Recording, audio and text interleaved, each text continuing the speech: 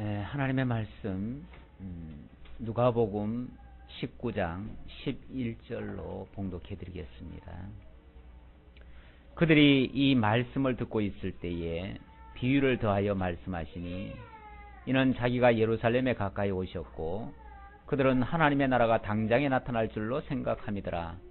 이르시되 어떤 귀인이 왕위를 받아가지고 오려고 먼 나라로 갈 때에 그 종 열을 불러 은하 10문화를 주며 이르되 내가 돌아올 때까지 장사라 하니라. 그런데 그 백성이 그를 미워하여 사자를 뒤로 보내어 이르되 우리는 이 사람이 우리의 왕됨을 원하지 아니하나이다 하였더라. 아멘.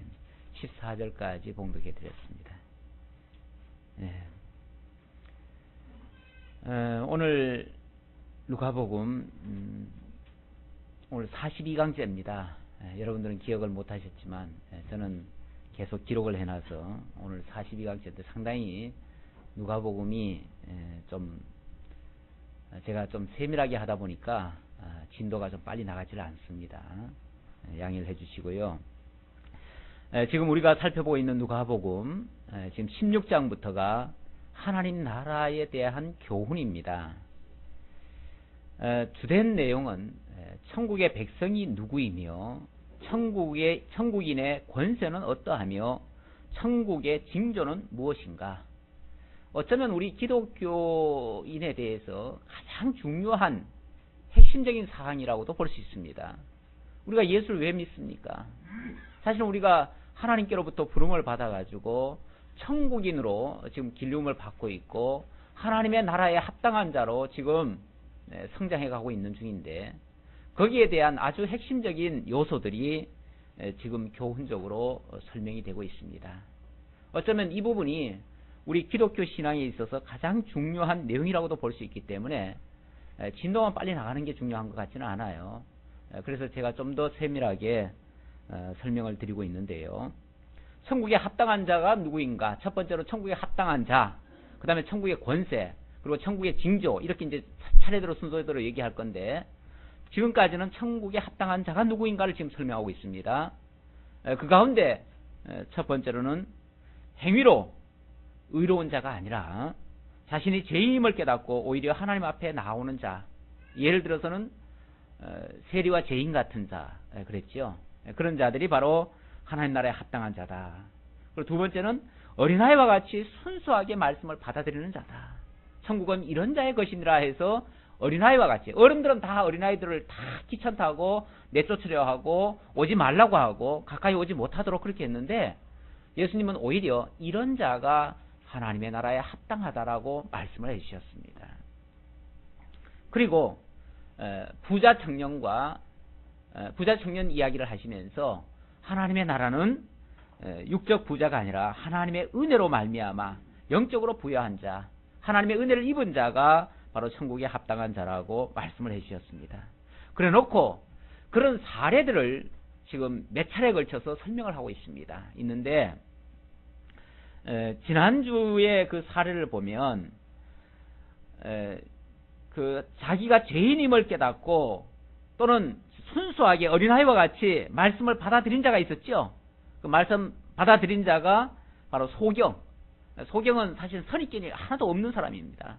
선입견이 하나도 없기 때문에 자기가 들은 대로 믿고 깨달은 그대로 소망을 가지고 간절히 그리스도를 기다리고 있었습니다. 그러던 중에 예수가 지나가신다는 말을 듣고 눈이 번쩍 뜬 게 아니고 귀가 번쩍 뛰어가지고 다윗의 자손이여 나를 불쌍히 여기소서 하면서 주를 영접했죠. 그렇게 했고 그 다음에는 정말 모든 사람들로부터 손가락질 받았던 삭개오 같은 사람, 세리장 삭개오가 정말 주님을 만나게 됩니다. 자신이 죄인임을 깨달은 삭개오가 소개됐고요. 그 다음에 세 번째로 오늘 설명하는 내용입니다. 오늘 내용 속에서는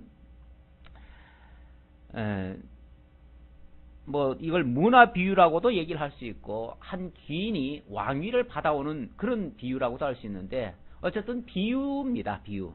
비유를 통해서 그 안에 있는 그 주인이 왕위를 받아오는 가운데서 그 안에 있는 종들이 자기 직무에 충실하는 일, 그런 자들이 바로 그 나라에 합당한 자고 그 나라의 권세를 가지고 다스리는 자다. 이렇게 소개하는 내용이 되겠습니다.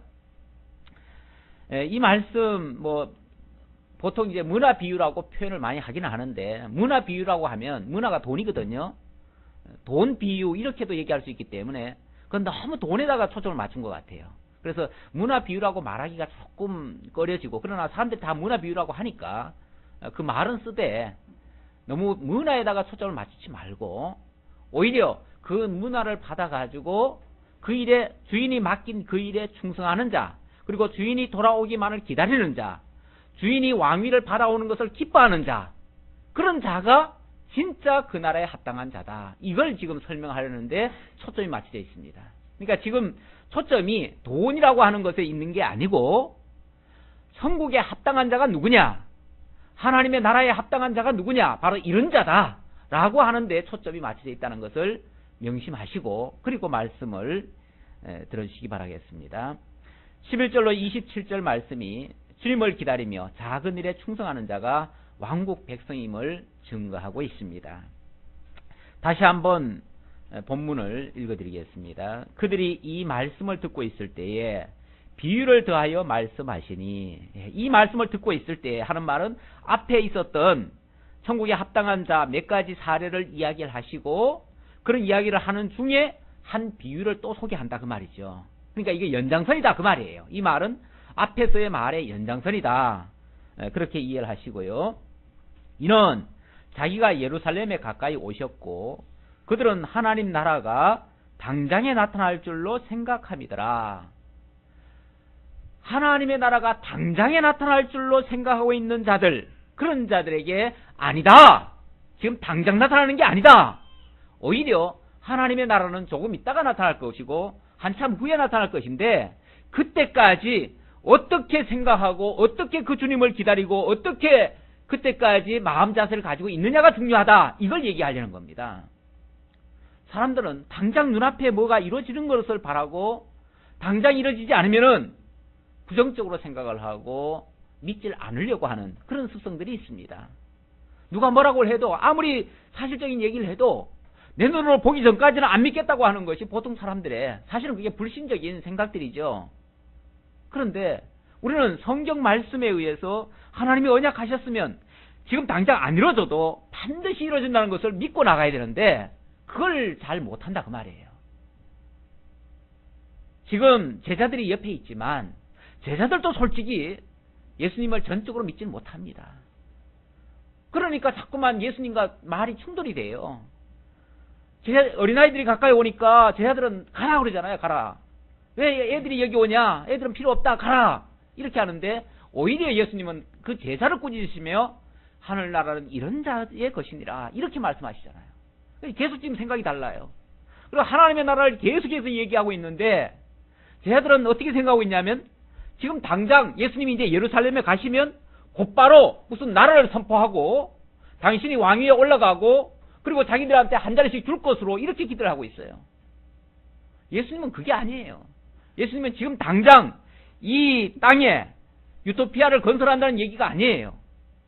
당신은 이 다음에 천년왕국을 세우시기 위해서 재림하실 것이고, 그리고 영원한 하나님의 나라를 완성하실 거예요. 그때까지는 이 땅에 이 교회 천국을 이루어 가실 거예요. 지금 그것을 종합적으로 이야기를 하고 있는데 너무 단세포적으로 자꾸 이해를 하고 있으니까 그게 아니다라는 것을 지금 설명하기 위해서 예루살렘에 지금 예수님이 오셨습니다. 이는 자기가 예루살렘에 가까이 오셨고, 예루살렘에 가까이 오셨고, 예루살렘이 어떤 곳입니까? 거룩한 도성, 성도라 그럽니다. 거기에 임금도 살고 있고요.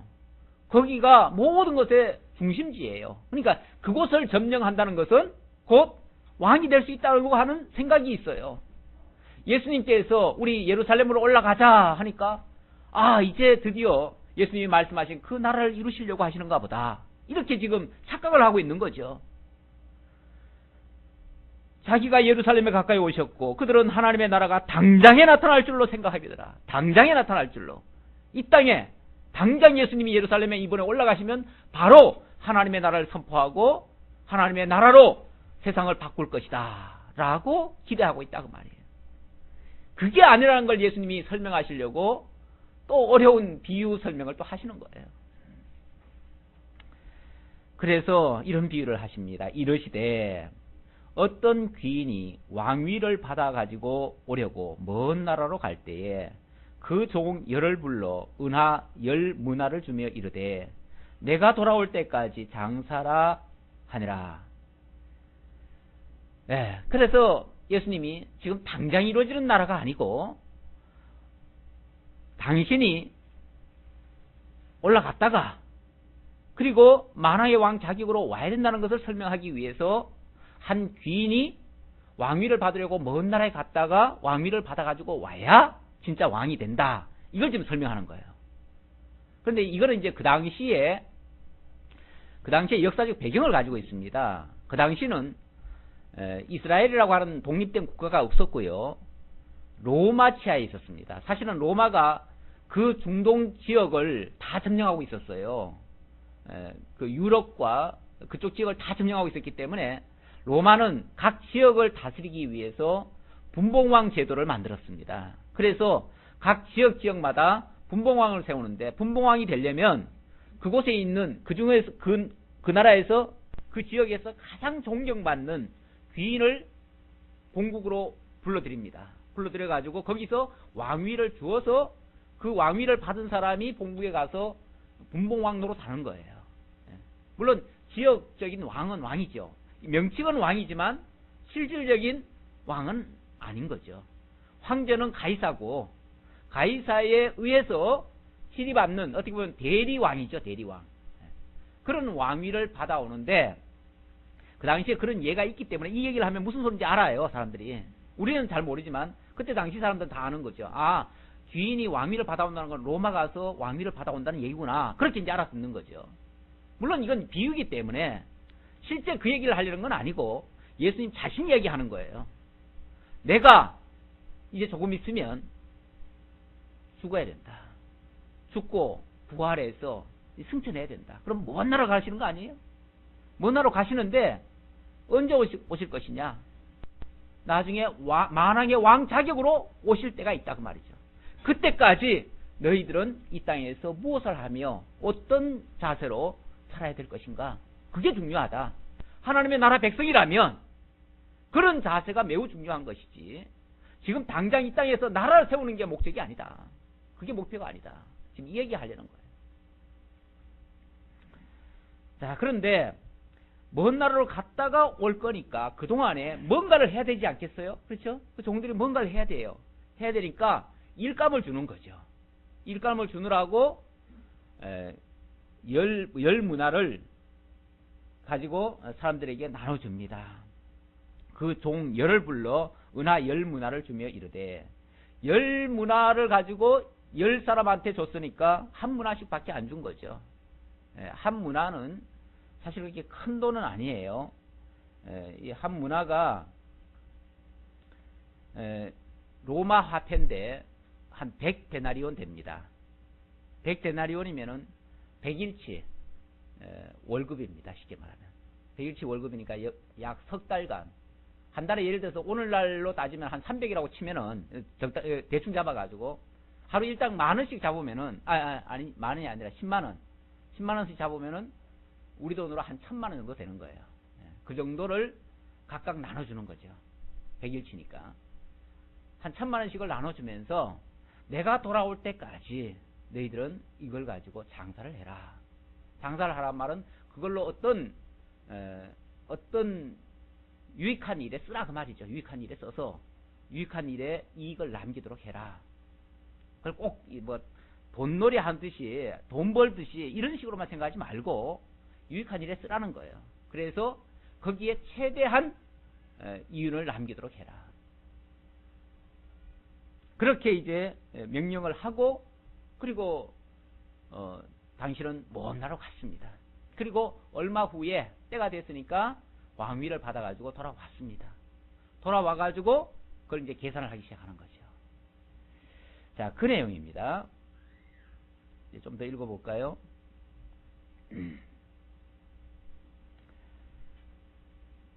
그런데 14절 보세요. 그런데가 나오면 꼭 뭐가 있죠? 자연스럽게 흘러가는 게 아니고 뭔가 그 반대되는 일이 발생했다 그 말이죠.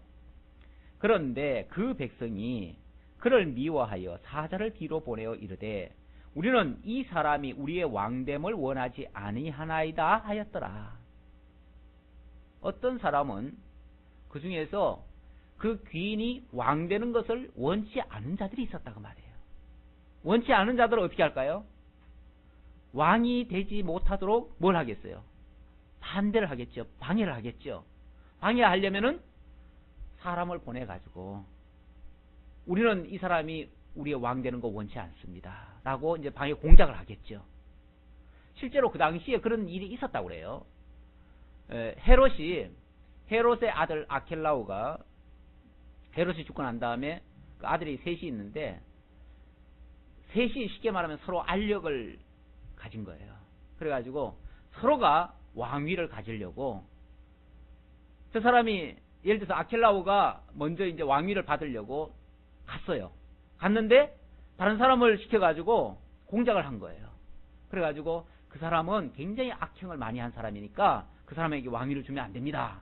이렇게 이제 그 유대인 중에 장로 50명을 파송을 해가지고 그 일을 한 거예요. 그러니까 로마 정부에서는 이 사람에게 다 물려줬다가는 큰일 나겠다. 그 당시 헤롯은 전 유대를 다 통치했는데 전 그 이스라엘 땅 지역을 다 통치했는데 안 되겠다 싶은 거예요. 그래가지고 세 아들한테 나눠줬어요. 쉽게 말하면 이스라엘 땅을 셋으로 쪼개가지고 세 아들한테 나눠준 거예요. 그랬으니까 결국은 온전히 왕위를 다 받아가지고 온전히 이스라엘 나라를 지역을 다 다스려야 되는데 그걸 못한 거죠. 못하니까 어떻게 됐겠어요? 화가 났죠. 아켈라오가 화가 나가지고 돌아와가지고 그 역적 모의에 가담한 50명인가 80명인가 그럴 거예요. 80명. 그런데 그 사람들을 다 죽여버립니다.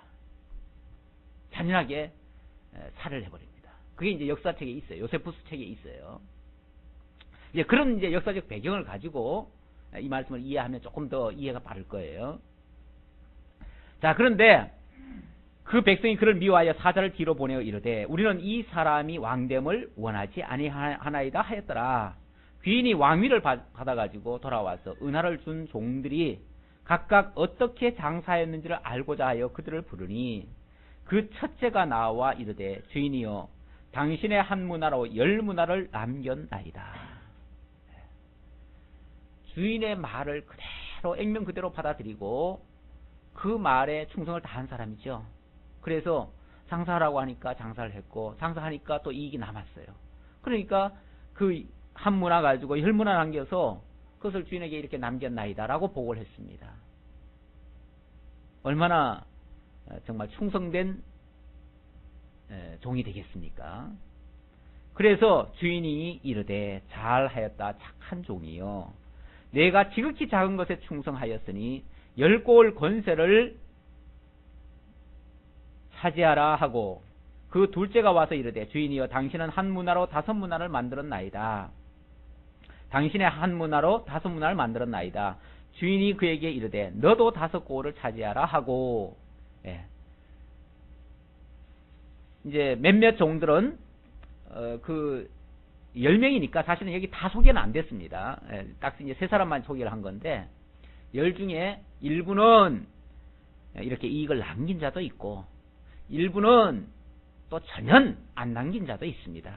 근데 안 남긴 이유는 한번 들어볼까요? 20절 보세요. 또 한 사람이 와서 이르되 주인이여 보소서 당신의 한 문화가 여기 있나이다. 내가 수건으로 쌓아 두었었나이다. 한 사람은 어떤 사람은 와가지고 한 문화를 도로 내놓으면서 한다는 말이 당신의 것을 여기 두었나이다. 내가 수건에 쌓아 두었나이다. 안전하게 다 잘 지켰다 이거죠. 근데 주인이 그거 준 거 잘 지키라고 했습니까? 그거 가지고 장사해서 남기라고 했습니까? 장사해서 이익을 남기라고 했는데 잘 보관했다라고 지금 얘기를 하고 있습니다. 일단은 말을 안 들은 게 틀림없죠. 그리고 이 사람이 말을 안 들은 이유가 또 소개되고 있어요. 말을 안 들을 때는 안 들은 이유가 다 있습니다. 괜히 안 듣는 게 아니에요. 자, 보세요. 21절. 이는 당신이 엄한 사람인 것을 내가 무서워함이라. 자, 주인을 어떻게 생각했다고요? 주인이 엄한 사람이라고 생각을 했대요. 이거는 주인에 대한 굉장한 오해죠. 그렇죠? 분명히 앞에서 주인을 귀인이라고 얘기를 했습니다. 아주 존귀한 사람이라고 얘기를 했습니다. 그런데 그 사람을 굉장히 무서워했대요. 엄한 사람이라고 생각을 했대요. 그러니까 엄한 사람이니까 어떻게 해야 되겠습니까? 무서워하면서 당신은 두지 않은 것을 취하고 심지 않은 것을 거두나이다. 자, 이 말은 무슨 소리죠? 두지 않은 것을 거두고 심지 않은 것을 두지 않은 것을 취하고 심지 않은 것을 거둔다면은 이 사람은 어떤 사람이에요? 도둑놈이죠. 한마디로. 아니, 세상에 심지도 않은 것을 거두려 하는 그런 사람이 얼마나 나쁜 사람이겠어요. 그렇죠? 남의 것을 빼앗고 후리고 뭐 사기치고 이런 사람들 아니겠어요? 이 사람이 주인의 말을 안 들은 이유가 분명해졌습니다. 안 들은 이유는 주인에 대해서 엄청난 지금 오해를 하고 있어요. 주인을 귀인으로 여기는 것이 아니라 주인을 도둑놈 취급하는 거예요. 그러니까 그 주인이 왕위를 받아오는 걸 원하겠어요? 원치 않겠어요? 원치를 않아요. 주인이 잘못됐으면 좋겠어요. 갔다 오다가 어디서 죽었으면 좋겠어요. 가면은 다시 안 왔으면 좋겠어요. 그렇죠? 어쩌면 그 사람 마음속에는 그 주인이 오지 않기를 바라는 마음이 있었을지 모르겠어요. 그럼 숨겨놓은 건 뭐겠어요? 그럼 다 자기 거 되겠죠. 지가 도둑놈이에요, 사실은. 자기가 도둑이에요. 그렇잖아요? 예. 여기서 벌써 그 사람이 어떤 존재인가가 확연하게 설명이 되고 있는데요. 예. 그래서 주인이 이르되 악한 종아, 내가 네 말로 너를 심판하노니 네 말로 심판을 한다. 네가 지금 말하는 것 속에 뭐가 다 들어있어요? 그 사람이 어떤 생각을 가지고 있고 어떤 지금 사상을 가지고 뭘 하고 있었는지를 다 드러내고 있어요. 다 설명하고 있어요. 그러니까 굳이 너는 어떻다 얘기할 것도 없어요. 자기 입으로 자기 죄를 다 시인하고 있어요. 내가 네 말로 너를 심판하노니 너는 내가 두지 않은 것을 취하고 심지 않은 것을 거두는 엄한 사람인 줄로 알았느냐? 그러면 진짜 그렇다면 그러면서도 최소한 양심이라도 있다면 어떻게 해야 된다? 그러면 어찌하여 내 돈을 은행에 맡기지 아니하였느냐? 그리하였으면 내가 와서 그 이자와 함께 그 돈을 찾았으리라 하고.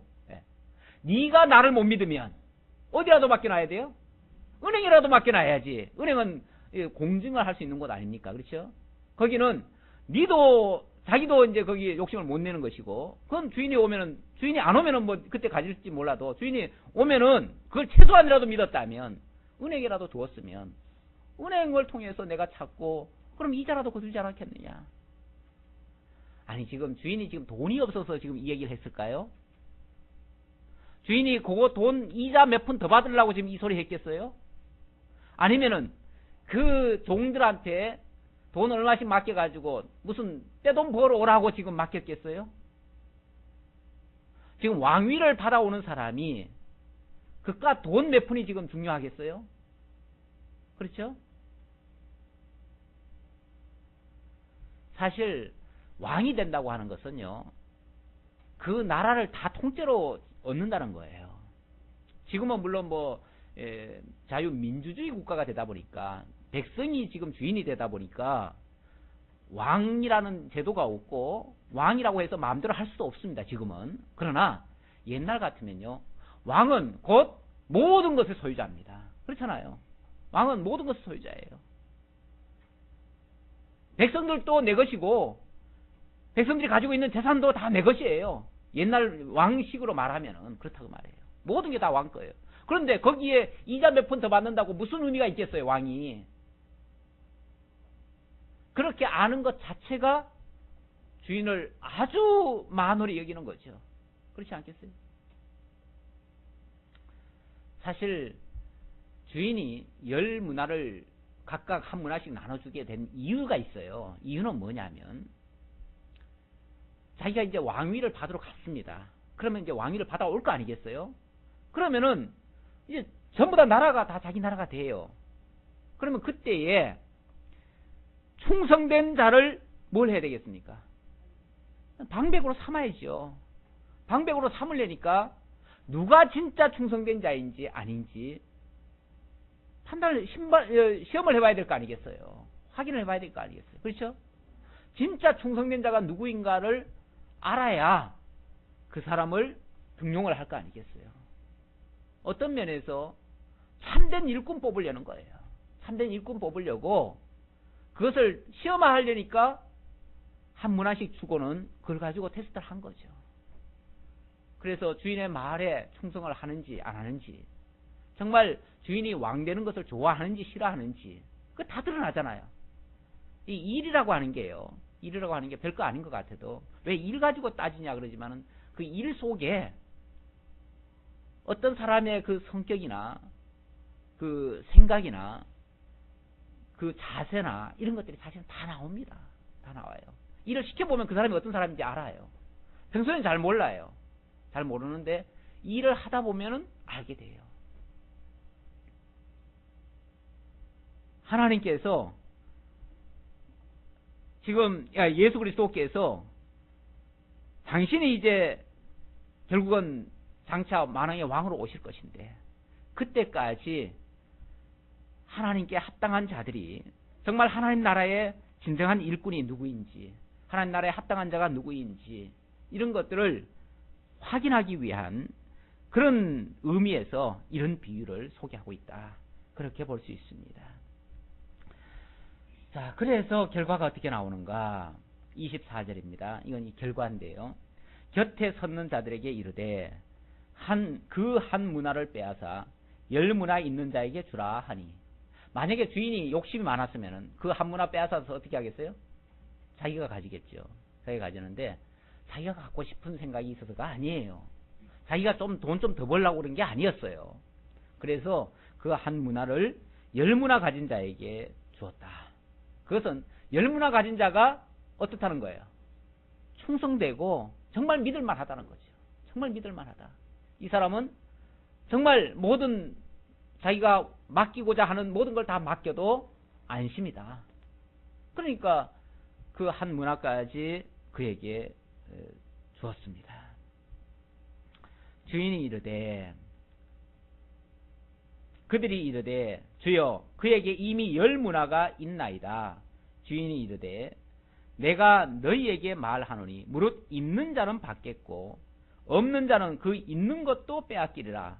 그리고 내가 왕됨을 원하지 아니하던 저 원수들을 이리로 끌어다가 내 앞에서 죽이라 하였느니라. 극명한 결과가 나왔지요. 결국 그 사람들은 단순히 말을 안 들은 정도가 아니고, 단순히 이익을 안 남겼기 때문이 아니고, 결국 주인이 왕 되는 것을 원하지 않았던 자들입니다. 그래서 결국 방해 공작까지도 했고,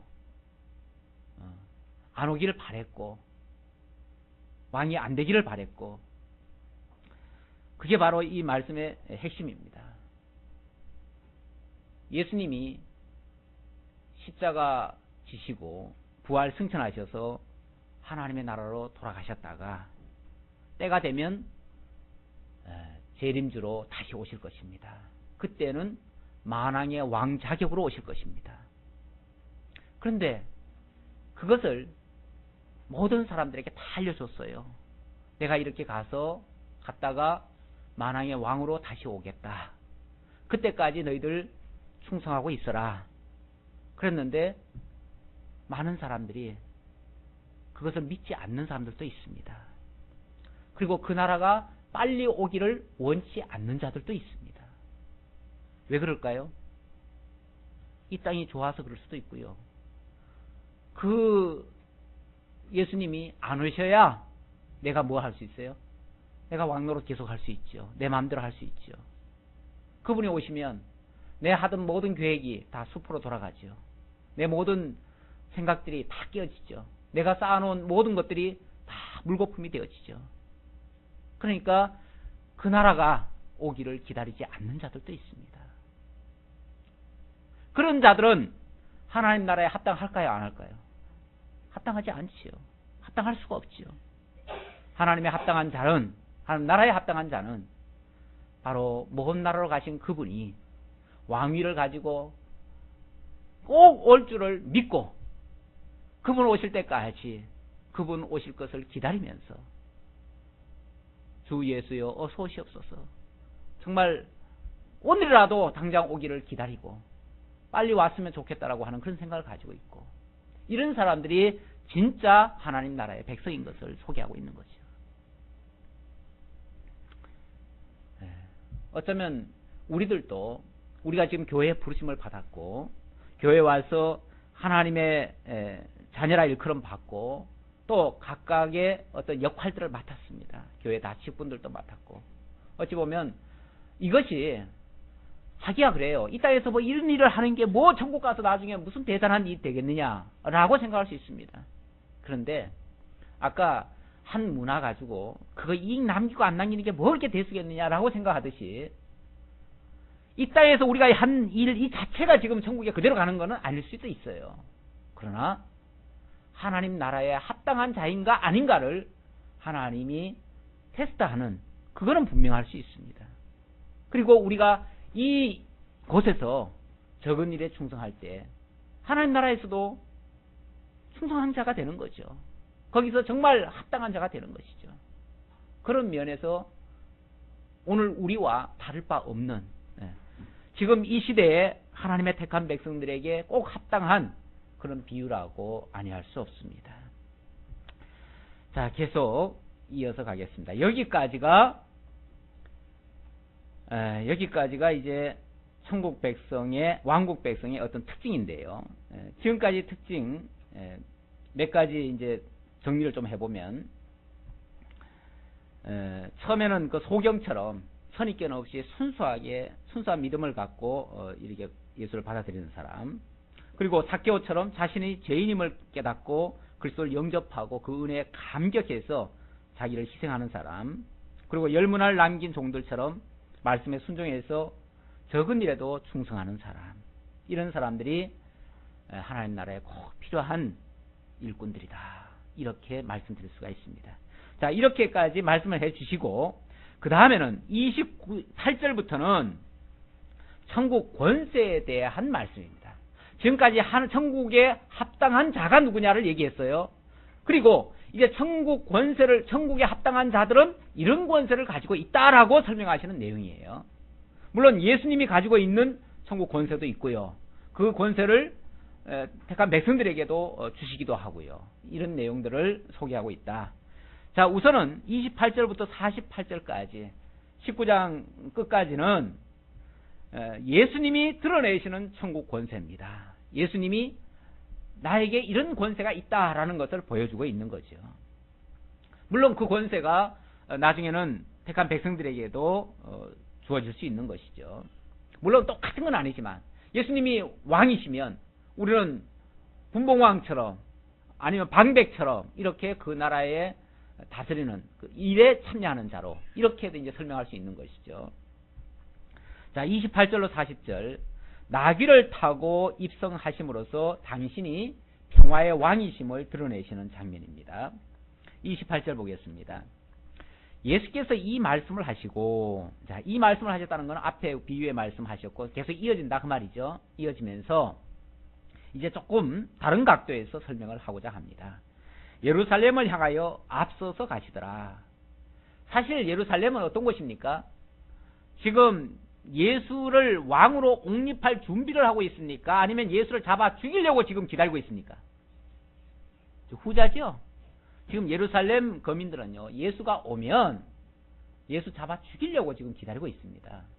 물론 그들이 의도해서 지금 뭐 기다리는 건 아니지만 가게 되면 그런 결과가 납니다. 예수님은 그걸 알지요. 내가 이번에 가면 죽는다. 이 얘기를 사실은 제자들한테 했어요. 근데 제자들이요. 희한하죠. 제자들 지금 계속 오해하고 있거든요. 예수님을. 당장에 지금 하나님 나라가 이루어질 걸로 알고 있다는 거는 예수님이 지금 내가 이번에 예루살렘 가면은 내가 사람들에게 시기받고 잡혀서 죽게 된다. 이 말을 했음에도 불구하고 그 말은 안 들어요. 그 말은 모르고 있어요. 모르고 있고 뭐만 알고 있어요? 왕 된다는 것만 알고 있어요. 물론 예수님의 말씀 속에 내가 왕이다 이런 말씀도 하셨고 또 내가 이번에 가면 죽는다라고도 했는데 죽는다는 소리는 듣고 싶어요? 듣기 싫어요? 그건 듣기 싫으니까 안 들어버리고 그리고 왕 된다 하는 소리는 좋아요? 싫어요? 그건 좋지요. 그건 좋으니까 왜냐하면 예수님이 왕이 되면 자기들도 한자리 하잖아요. 그러니까 좋으니까 그거는 들어버리고 그러니까 사람들이요 똑같은 얘기를 해도 똑같이 다 듣는 게 아니고 자기 듣고 싶은 것만 듣는 경우가 있어요. 나한테 싫은 거는 안 들으려고 하는 습성들이 있어요. 누구든지 그렇습니다. 누구든지. 제자들도 지금 결국은 그런 거예요. 제자들도 예수님은 두 가지 다 얘기했는데 왕 된다는 소리는 막 기쁘게 받아들여가지고 이제 예루살렘 들어가면 우리도 이제 한자리 한다 이것만 지금 생각하고 있고 예수님 죽는다 소리는 고지 안 들은 거예요. 그건 고지 안 들었어요. 에이 설마 그러겠느냐. 그런 고지는 안 들어요. 안 듣는 게 아니고 안 들린 게 아니고 그렇게 아예 안 들으려고 한 거죠. 그러니까 그 속에 사실은 그 사악한 게 있어서 그래요. 자, 그런데 예수님은 그 죽으러 가는데 앞장서서 가십니다. 앞장서서. 마치 사도 바울이 예루살렘에 가면 환난과 핍박이 기다리고 있으나 뭐 한다고 그래요? 자기는 기쁜 마음으로 간다고 그러죠. 거기 가면 잡혀요. 잡혀서 죽어요. 죽으러 가야 돼요. 그런데도 기쁨으로 달려갑니다. 그런 것처럼 예수님이 앞서서 가셨습니다. 감람몬이라 불리는 산 쪽에 있는 벳바게와 베다니에 가까이 가셨을 때에 제자 중 둘을 보내시며 이르시되 너희는 맞은편 마을로 가라. 그리로 들어가면 아직 아무도 타보지 않은 낙이 새끼가 매여 있는 것을 보리니 풀어 끌고 오라. 만일 누가 너희에게 어찌하여 푸느냐 묻거든 말하기를 주가 쓰시겠다 하라 하시매 보내심을 받은 자들이 가서 그 말씀하신 대로 만난지라.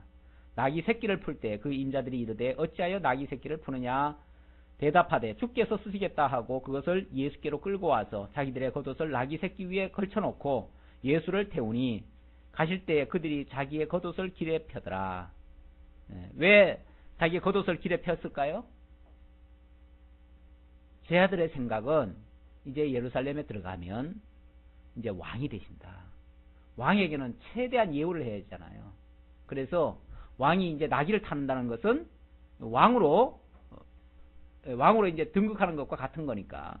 그러면은 예우 차원에서 그 위에 옷을 깔고 또 밑에도 옷을 까는 거죠. 요즘 말로 하면 카펫을 쫙 깔아주는 거예요.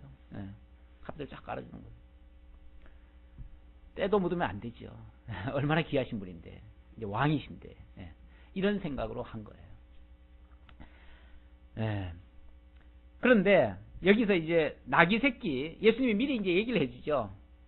사실은 뭐 아무것도 준비된 게 없잖아요. 예수님은 아무것도 지금 준비된 게 아무것도 없습니다. 그런데 예수님께서 저 마을에 가면 거기에 아무도 타보지 않은 나귀 새끼가 하나 있을 것이다. 나귀 새끼니까 아무도 안 탔지요. 탈 수가 없습니다. 새끼인데 어떻게 타겠어요. 근데 그 있을 것이다. 그러면 네가 가서 너희들이 가서 끌고 오너라. 그러면 주인이 왜 끌고 가느냐라고 물을 거다. 그러면 주가 쓰시겠다 하라. 이렇게만 얘기를 하면 그 사람이 줄 것이다. 참 대단하잖아요. 일반 사람들로서는 사실 이해가 안 되는 이야기인데 그렇게 될 거라는 거죠. 근데 실제로 가서 제자들이 끌고 오려고 하니까 주인이 왜 끌고 가느냐. 그래서 주가 쓰시겠다 하라. 그래서 주가 주신다고 합니다. 라고 했더니 그럼 가져가라. 세상에 그 주가 누군지 어떻게 알고 내줬겠어요. 그런데 벌써 그 사람은, 그 주인은 벌써 하나님의 어떤 감동을 받은 거죠. 받아서 어떤 사람이 갈 텐데 가면 주가 쓰시겠다고 하면 그거 내줘라 라는 어떤 음성이 있었을 거예요. 이건 뭐 기록은 안 됐지만 틀림없이 성령의 감동 없이는 그런 일이 할 수가 없습니다. 지금 될 수 없는 일을 제자들로 하여금 하라고 한 거예요. 그런데 가보니까 실제로 되는 거잖아요. 그 되는 것이 제자들로 하여금 더 확신을 갖게 하는 거죠. 더 믿음을 갖게 하는 거죠. 아, 이분이 진짜 그리스도가 맞구나. 하나님의 아들이 맞고. 그렇다면 진짜 이번에 가시면 진짜 왕 되겠구나. 이렇게 이제 자기들 생각대로, 자기 기대감대로 더 확실하게 이제 믿은 거죠. 그러니까, 아, 이번 틀림없이 왕이다. 왕이라면 우리가 이렇게 해드려야겠다. 하고서 깔아드리는 거죠. 자, 37절입니다. 이미 감람산 내리막길에 가까이 오심에 제자들의 온 무리가 자기들의 본바 모든 능한 일로 인하여 기뻐하며 큰 소리로 하나님을 찬양하며, 예, 자기들이 본바 모든 능한 일로 인하여 기뻐했다 하는 말은 그 말씀하신 그대로 되더라는 거죠. 그걸 보면서 아, 이분이 진짜 그리스도가 맞구나. 그렇다면 진짜 왕 되겠구나 라고 확신을 했다 그 말이죠. 그래서 그걸 너무 기뻐했다는 거죠. 기뻐하며 찬송을 하게 됩니다. 이르되 찬송하리로다 주의 이름으로 오시는 왕이요 하늘에는 평화요 가장 높은 곳에서는 영광이로다 하니. 예수님 이 땅에 오실 때 가브리엘 천사가 전해준 그 내용과 같습니다. 하늘에서는 평화요 가장 높은 곳에서는 영광이다.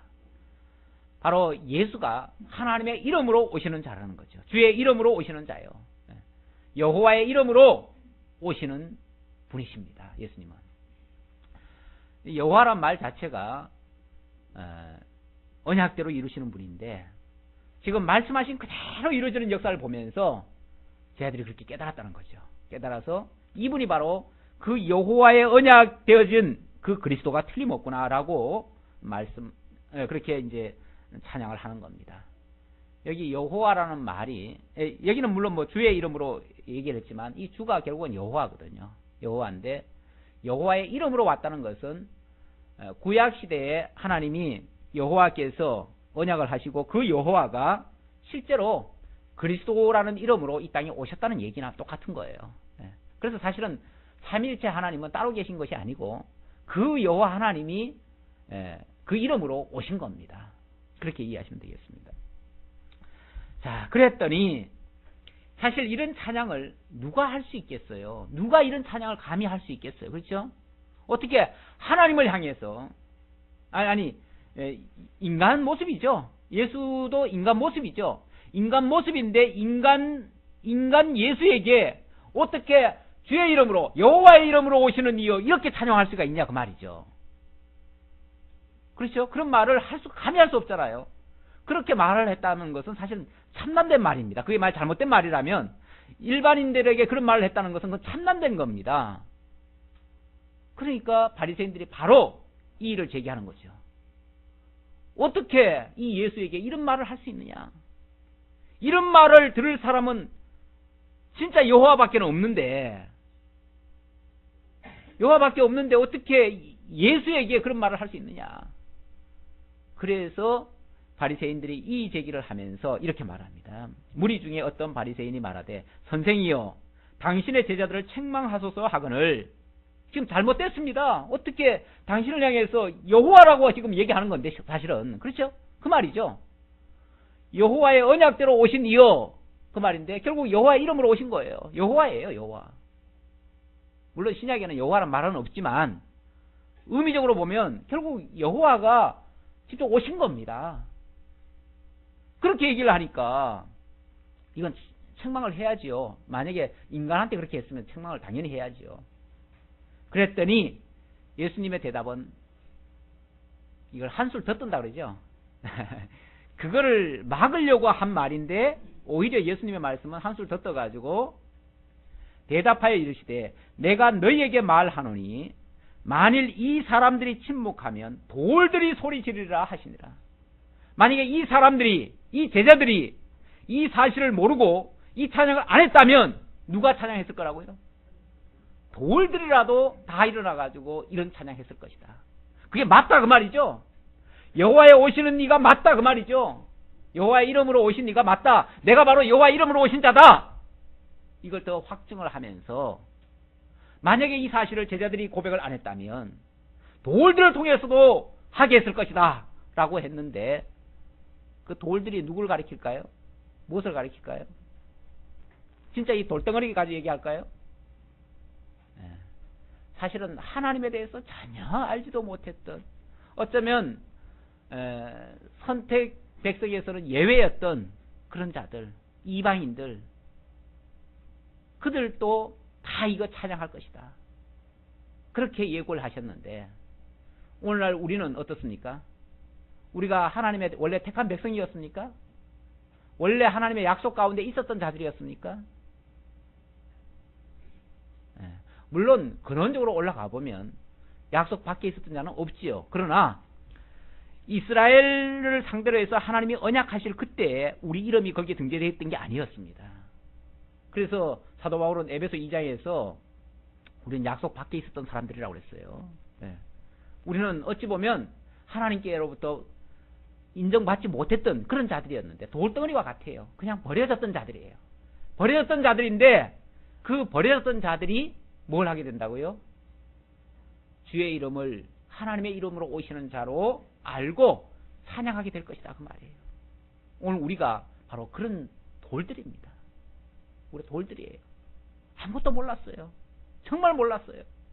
우리 솔직히 100년 전까지만 해도 예수가 누군지도 몰랐어요. 처음에 선교사들이 와서 예수라고 전하니까 무슨 예수 귀신 전하냐 그래가지고 완전히 귀신 취급했어요. 양귀신이라고 그랬죠. 양귀라고 그러면서 그들을 내치고 예수를 배척했던 그런 사람들이 있습니다. 그런데 어느 순간 하나님이 우리에게 길을 열어주고 눈을 띄워주고 마음으로 깨닫게 해서 정말 예수가 나의 주 뿐만 아니라 여호와의 이름으로 오시는 그 그리스도이심을 깨달아 알게 하고 믿어지게 하고 우리로 하여금 날마다 찬양하게 만들었어요. 돌들이 이렇게 찬양할 것이다, 소리 지를 것이다 라고 하시더니 그렇게 된 겁니다. 참으로 놀라운 일이 아닐 수가 없습니다. 이렇게 해서 권세를 보이셨는데 바로 당신이 나귀를 타고 입성하셔서 평화의 왕이심을 소개했는데 사실은 이 나귀 새끼를 타고 평화의 왕이신 것을 약속한 것은 스가랴서에 기록이 되어 있습니다. 스가랴서 그 예언의 말씀만 한 군데 보고 말씀 마치도록 하죠. 스가랴서 9장 잠깐만요.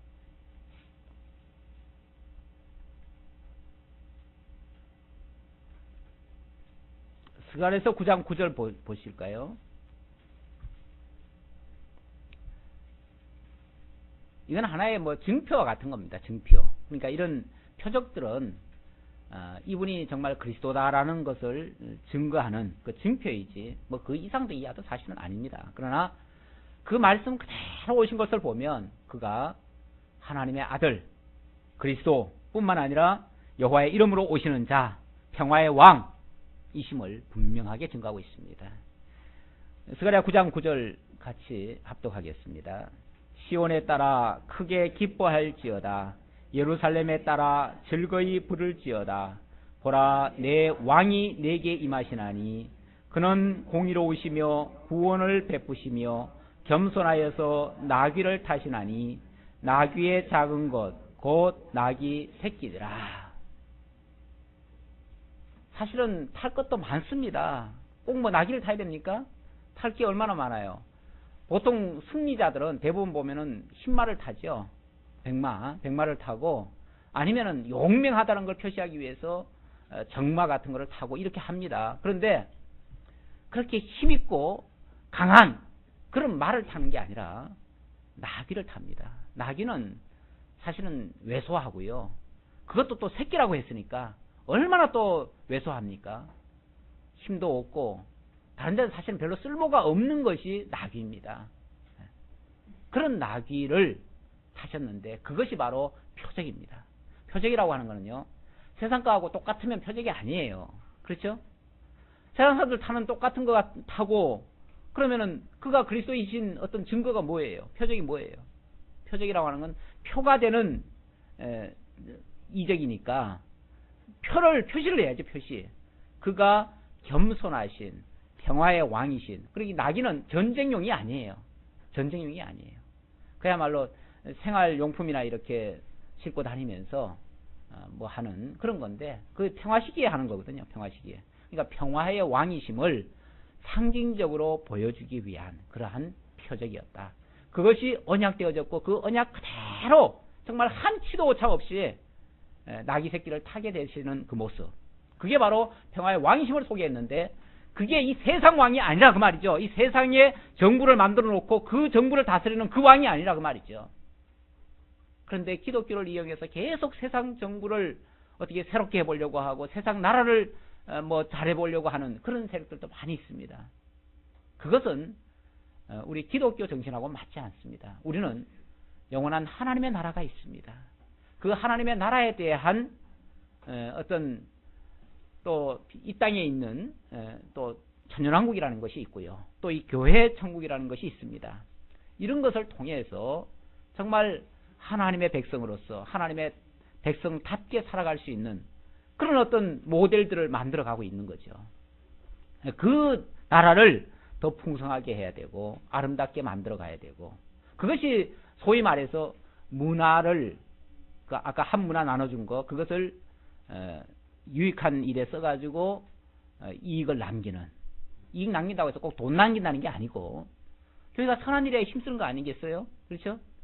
선한 일에 그 선한 일에 힘쓰는 것이 곧 문화를 남기는 것과 같은 겁니다. 그런 일에 충성한 자들을 하나님 나라 백성으로 삼아서 하나님 나라에 권세를 주고 또 그 왕의 권세죠. 분봉왕 아니 분봉왕 정도 아니라면 그 방백의 권세를 주어가지고 10고을 5고을 다스리듯이 그런 권세를 주어서 다스리게 하실 것이다 라고 하는 말씀이 오늘 말씀의 요지입니다. 기도하겠습니다. 아버지 하나님 감사합니다. 우리들에게 너무나 소중한 진리를 알게 하셨고 또 깨닫게 하셔서 함께 공유할 수 있도록 인도해 주시니 감사합니다.